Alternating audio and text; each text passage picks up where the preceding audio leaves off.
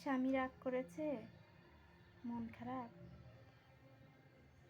এই নিয়ে কখনো মন খারাপ করবে না। স্বামী আপনার সাথে ঝগড়া করেছে, রাগ করেছে, তো কি হয়েছে? কখনো স্বামীর কাছ থেকে বা স্বামীর বাড়ির কাছ থেকে বাপের বাড়িতে চলে যাবে না। এটা সবচাইতে ভুল কাজ করবা। সময় তো খারাপ।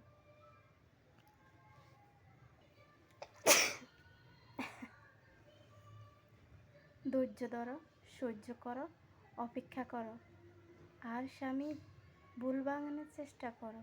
রাগ করে না, অপেক্ষা করে, ঝগড়া করে না, ভালোবেসে।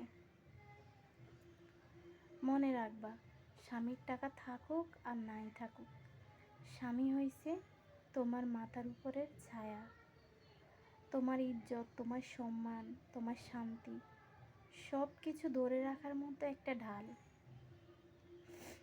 স্বামীর টাকা নাই বলে স্বামীকে কখনো অবহেলা করবে না। স্বামীর টাকা নাই বলে স্বামীকে কখনো অকর্মা ভাববা না। তাকে বোঝাও, তাকে ভালোবাসো। আর যদি ভালো না বাসতে পারো, বুঝাইতে না পারো, তাহলে হাল ছেড়ে দিও না। তার হাতটা শক্ত করে ধরে তুমিই লেগে পড়ো।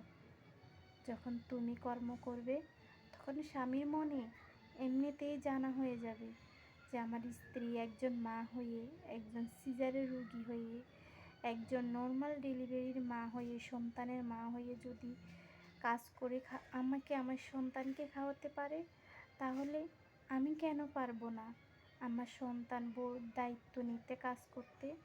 তাই মেয়েদেরকে বলবো, ধৈর্য ধরো, সব কাজে অধৈর্যশীল হয়ে থেকো না। ধৈর্য হইছে আল্লাহর দেয়া বড় নেয়ামত। ধৈর্য ধরলে তুমি ফল পাবেই পাবে, কখনো ধৈর্য হারা হবে না। আর স্বামীকে কখনো অবহেলা করবে না। তাকে ভালোবাসো, সেই যেমনই হোক। তাকে ছেড়ে যেও না। রাগ করে বাবার বাড়িতে চলে যেও না। কারণ এখনকার ছেলেরা মনে করে রাগ করে বাবার বাড়িতে চলে তো গেছে, আমি আরেকটা বিয়ে করে ফেলি। সবাই, শ্বশুর শাশুড়ি সবাই বলবে বউ তো চলে গেছে, এবার তুই এই সুযোগে আরেকটা বিয়ে কর। উস্কিয়ে দিবে, কখনো মিলিয়ে দিবে না। সে আপনার যত বড় কাছের মানুষ হোক, মা বাবা ছাড়া। মনে রাখবেন, কারো কথা না, নিজের বুদ্ধিতে চলেন, তাহলে সংসার সুখের হবে।